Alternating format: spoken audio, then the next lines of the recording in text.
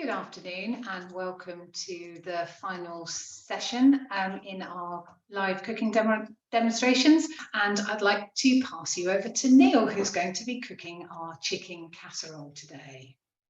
Hello and welcome to our little cookery demonstration this afternoon.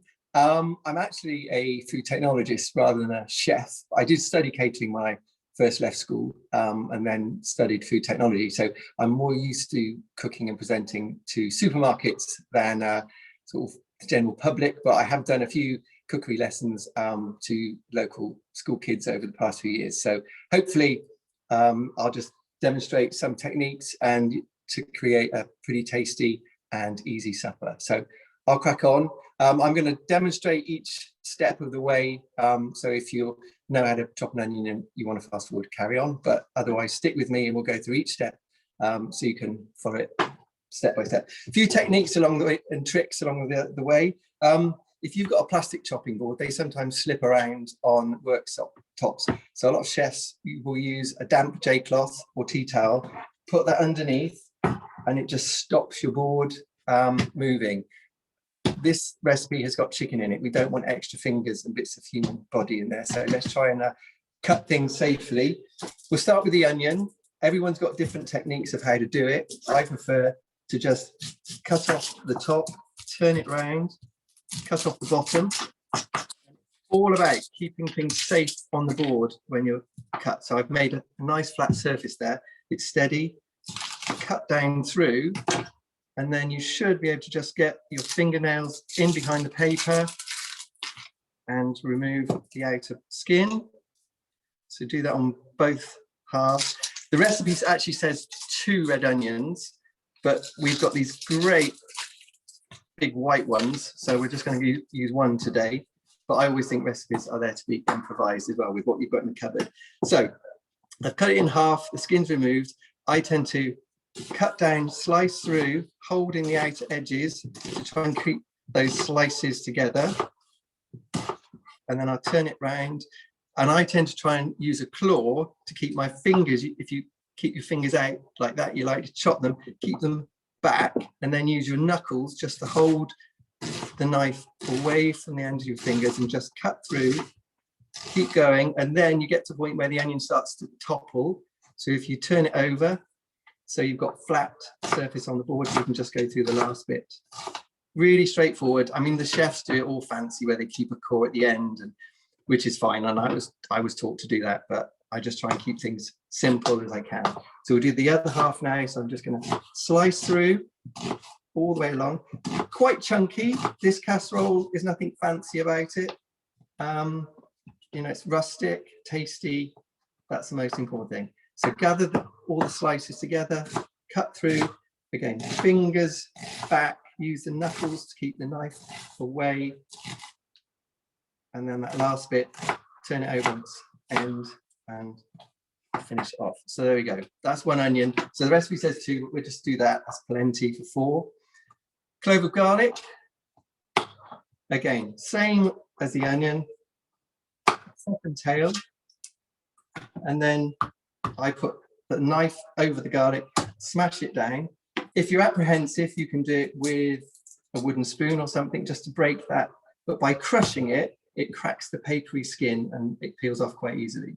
And then just, again, knuckles back, holding the garlic down, chop it quite nice and thin.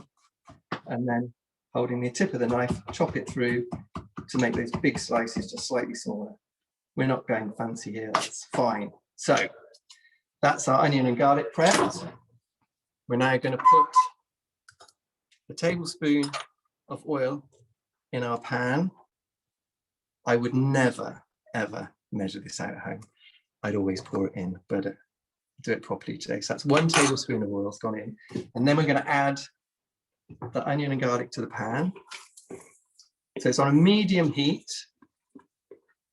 We want to soften this and slightly colour it. We don't really want to fry it and make it brown because it can be slightly bitter. So we just want a nice medium heat. Keep stirring that for 3 to 4 minutes. And while that's happening, I'll carry on with the rest of the veg prep. So there we go. Right, so the next on our list is the carrot. pretty classic cookery ingredients: onion, celery, garlic, and carrots. Go into pretty much everything I make. So top and tail off. Use a potato peeler if you've got one. If not, you can scrape it. To be honest, you could just wash it and scrub it, and that'll be fine. So cut it in half to make it more manageable. I'm now cutting through lengthways. So I've got long flat surfaces. They're all down on the chopping board, and then I'll cut each one into 3 or 4 slices, depending on how thick the carrot is. And then turn it round again, using my knuckles to guide the knife, just chopping through. So that's the carrot. Then I've got a stick of celery, which I've already topped and tailed. To make it easier to handle, I tend to cut them in half, turn it round, just slice down through, make some sticks. Again, gather them all up like we did with the carrot, and then just using the knuckles, chop down. And I guess they're about 1/2 centimetre each little strip. So we've got some nice little dice there. Finally, I've got a pepper, another everything's monster today. Huge red pepper, great. So I'm going to cut that in half, use a knife, just cut down through to cut that core out.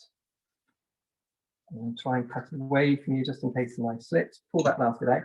You can, if you want, just get in and rip it out. You might waste a little bit more, but you're guaranteed not to cut anything there. So tip it upside down, just cut through it.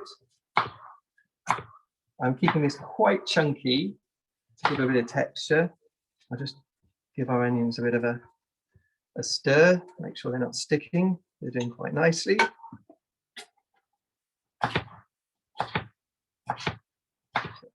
That's it. Final half. Right. So there we go. I've no idea how long that's taken. The recipe says 3 to 4 minutes for the onion. It looks okay. So I'm going to add the rest of the veg to that. Again, you just want to soften this up and get a little bit of colour on that. So I'm going to turn the heat up just a little bit. There we go. So when I cook, I try and put as much veg in as possible. So if I do something like the bolognese, I put the onion, the garlic, the celery, carrot in there, and it's amazing. I probably have half as much vegetable as meat, and sometimes I don't even bother putting the meat. And there's lots of good alternatives now. So we're trying to cut back a little bit, a few nights a week. So that to fry, and I'll prepare the chicken. So we're using these great chicken thighs. They've been boned and skinned, so makes it a bit easier. There's a little bit of fat. Now, this is personal preference. You might be able to see that there. I'm just going to use the knife just to scrape some of that off. It will all render down in the cooking, so you can just leave it on. Then turn it on its skin side down and just cut through. And I just want some bite-sized pieces. Again, there's nothing particularly delicate about today. So I'm just cutting that up. So I guess each one's about 9, 10 chunks. I've already done some. I've got a couple left. And this one's got quite a little bit of fat that's underneath the skin. So just cut that away. I'll keep that separate in the tray. A bit more this side. As I say, I'm just a bit faddy about trying to reduce the fat in our diet, so and cut it out where I can. So I'll flip that over, cut it into big chunks, and then each of those into 3 or 4. So I can hear that veg frying now, so that's sounding good. I know the temperature's getting a bit higher. and the carrot, and so the onion's just starting to go slightly transparent, which is telling me it's beginning to cook. Okay, there's no browning there at the moment. And the last bit, chicken, I see that might be a bit of fat I've cut off already. Off. So we're using a tin of tomato soup as the sauce for this casserole. We just wanted to try and come up with some really quick recipes for this week. And I was given a list of suggested ingredients, and I was a little bit skeptical, but actually I tried the recipe and was really impressed, and my partner couldn't believe how good it was. So I hope you give it a go and enjoy it. So with raw chicken, there's always a risk of salmonella, so make sure you keep washing your hands after you've handled it. Right, that veg is looking pretty good now. It could be a little bit browner, but I'd rather get on and get the chicken done. I'm running out of things to talk about. So what I'll do, I'll just transfer that to a plate or a tray and just get that out of the way, because when you brown off chicken, you want to get quite a nice heat and you want to try and seal it quickly and get a bit of color. So that's on maximum now. I'm going to add another tablespoon of oil. So that goes in. And if you overcrowd the pan, the chicken will tend to steam rather than fry. And we want to try and seal it, which keeps it nice and moist, and then get a bit of color on it. So I'm just going to, I can see the little bits of veg that's in there, just starting to fry. So it's coming up to temperature. So I'll tip half of that in. See, normally I'd want to really hear that sizzling, but I'm trying to do it quite quickly. It's just starting now. So I'll put just a little bit more in. So try and keep it spaced out so it can fry rather than steam. You can hear it now. And I personally think chicken thighs are the most tasty bit of chicken. I know lots of people use chicken breast, but I think if you overcook it, it can go quite dry quite quickly. And you know, chicken thighs are cheap, really tasty, and if you get these with the bones and the skin off, pretty healthy too. You can easily use the skin on ones in this recipe. Now I know in some of the food boxes there's some bacon, so if you want to, I'm not going to do that now, but if you want to, just chop up some bacon and add that at this stage, and that will really add a little bit more flavor. But it's also going to add salt, so what you don't want to do is go too heavy-handed at the salt in the early stages. We'll test the flavor toward the end of cooking and make sure, and we can always add more. You can't take it out. So I've learned that lesson the hard way. Right, so that's beginning to seal. You can see it's gone from pink to white. There's a little bit of golden coming along. I just want that a couple more minutes, and then we'll add that to the other vegetables, or to the vegetables, and then we'll cook and brown the other half. So the soup is adding the liquid and some base flavor for our casserole. So we're going to add some other ingredients to boost the flavor in it. You should have some dried mixed herbs. We're going to put chicken stock cube in, and then a bit of Worcester sauce, just to give a little bit more of a savoury flavour if you want it. But yeah, you can get a bit creative. If you don't like tomato soup, you can try maybe mushroom soup. And there's lots of other vegetables and things you can add as well if you want to. I quite like cooking, just being dictated by what's in the fridge, what's in the cupboard. Almost like playing ready, steady, cook, real life. We don't waste anything in our house. It all gets used up in one way or another. If we don't eat it, the dog does. So that's just beginning to seal. A couple of little bits here. And you can hear it as well. It's slightly higher pitch sizzling now, so you can tell it's really frying. Right. I would normally let that cook just a little bit longer, but I'm running out of things to talk about. There's only so much you can say to a pan of frying chicken. So what I'll do now is I'll transfer that, but I'm going to try and keep the oil in the pan. So I'm lifting the chicken out from the oil, letting it drain so it's still in the pan. Right, I'll put that back on here. So I've still got most of that tablespoon of oil in there. And then we'll add the rest of that chicken.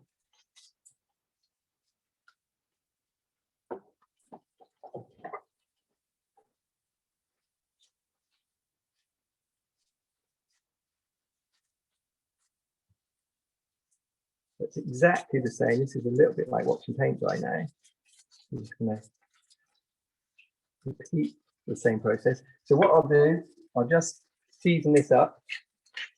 So quite a bit of black pepper, which I think I'm a little bit of a fan of, and then just a little bit of salt, because we're going to add a stock cube, and that's got quite a bit of salt in. So you don't want to overdo it at this stage. So that's beginning to seal.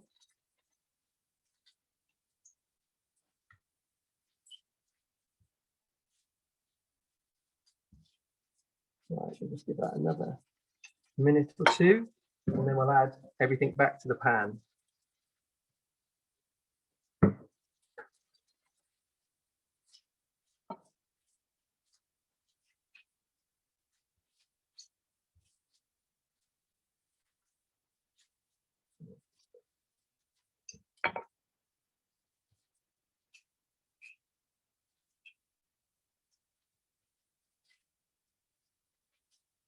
I think we're nearly there.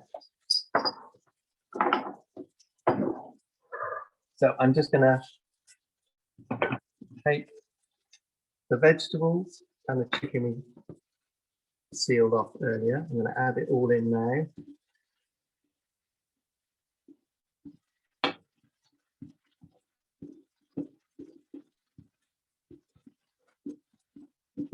Right. All sounding good. I don't know how many of your 5 a day in here, but we're really going for it. So just give that all a really good stir. And then I'm going to start adding the rest of the ingredients. So this is our tin of tomato soup.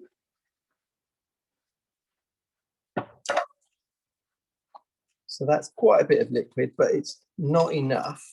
So also to get the rest of the soup out of the tin, I'm just going to get some water, fill the tin up, maybe just under half. Carefully, you wouldn't worry about doing this at home, but with the camera, I don't want it going everywhere. So that's pretty much cleaned the tin out. I'm just giving us a little bit more cooking liquid there. So that's the liquid. Then we're going to add a stock cube. It just adds a bit more savoury, boosts the chicken flavour. Get that in. My pet hate is people that make the stock cube up in a jug. It's all about limiting the amount of washing up. I always just add the stock cube directly to whatever I'm cooking and then add the water, and then the jug doesn't need washing up. So maybe I'm lazy. I like to think it's quite green. So that's our stock cube. We're going to put a teaspoon of dried mixed herbs. If you've got fresh herbs in the garden, go for it. You'd probably then put about a tablespoon of chopped herbs in there. So that's what really makes a difference to the aroma of that. You can smell those herbs. All right, it's looking good. And then I'm going to add a dash of Worcester sauce, just to, again, try and get a bit more depth of flavour in there, make it a little bit more savoury. And that's it. I always, I've tried to keep everything organized here today, but I always go back and double check with recipes, which I tend to go off piste anyway, but just make sure, double check. You don't want to get to the end of the day and find out you've forgotten something important. So I'm going to quickly check. We've got everything in there. We've added the salt and pepper, so that's my last ingredient on the recipe. That's it then. So what I do is I put the lid on, and we're going to let that simmer gently. So once it starts to, I'll put the lid on, and we'll see, once it starts to bubble, we want to turn the heat down to about medium. We just want to see those bubbles on the surface. We know that's cooking. If you go too hard, it can make meat tough. It shouldn't really with the chicken thighs. And then we're just going to give that 15 minutes to cook, and then we'll take the lid off and we'll come back, and then we'll give it another 15 minutes just to reduce down. But that's pretty easy. It's just beginning to bubble now.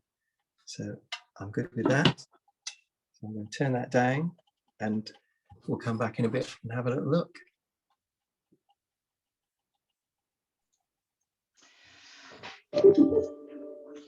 So for those of you watching the live Facebook sessions, then we're going to be pausing it here because we 15 minutes watching casserole cook.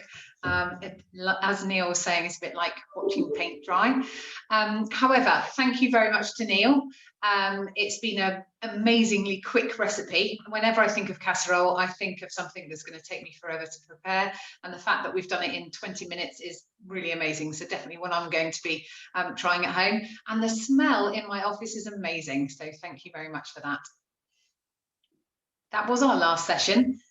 So just to remind you that all of our recipes and the videos will be available for the next month on our website, www.banwellparishcouncil.org.uk.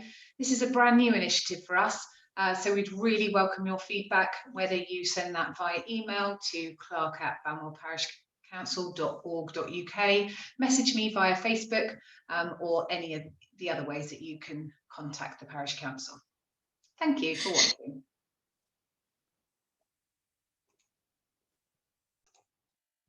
So for the benefit of the video, welcome back. We've had our 15 minutes of our casserole, and I'm heading back to Neil.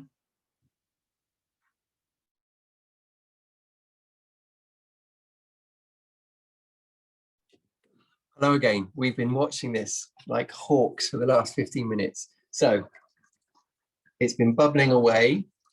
I'll take the lid off, and everything's cooking nicely, but there's quite a lot of liquid there. And the next bit of the recipe, which involves no effort at all, is just to take the lid off, keep the heat on medium, and then just let that bubble away for another 15 minutes, during which time the sauce will reduce. You can see the steam coming off, the sauce will thicken, and then at that point you just need to check the seasoning. So get a cold teaspoon, dip it in quickly, take it out, and you shouldn't burn your mouth. Have a taste, see if you need any more salt and pepper, and then add a bit, stir it. Do that a couple of times to make sure. It's always better to be cautious rather than adding too much first time. And that is pretty much all you need to do. Really simple, straightforward recipe. It smells great in here. And as I say, when I came up with the recipe, I was really surprised just how easy and tasty it was. So I cooked mine in the morning and we had it in the evening, and maybe the flavors develop, but it is tasty straight out of the pot. So I would serve that with some boiled rice or jacket potatoes, and maybe some green veg on the side, just to get that veg count up. We're always trying to hit our 5 a day, but that's it. Really, really straightforward, tasty, and as I say, you could easily switch some of the vegetables. Try some more root vegetables, parsnips or mushrooms. The bacon if you want a little bit more savoury flavour. And change the soup around. I wouldn't go for something like minestrone, but any of the cream soups should work really well in this. So hopefully you'll give this a go and enjoy it. And I think that's it. We'll come back and just show you how it should have reduced in 15 minutes. But again, I don't think I can keep talking for that long. So over to you, Liz.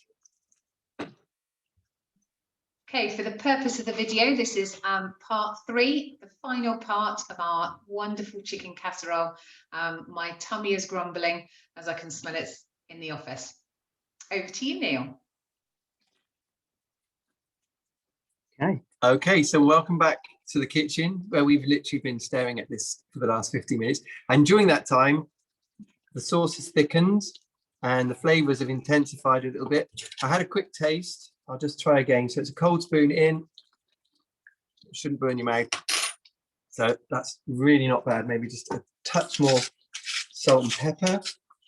And then I think we're good to go. So I'll give that a quick stir. Just test it again. Perfect. That's ready for the table. So I said, great with rice, jack potato, mashed potato. I think we've decided is going to be the order for the day. So that's it. Easy chicken casserole with tomato soup. Give it a go. Take care. Brilliant. Thank you for that, Neil. So just a final thank you for everybody that's been watching our 4 videos and our wonderful chefs. A huge thank you goes out to the chefs for giving up their time and helping us with this brand new initiative.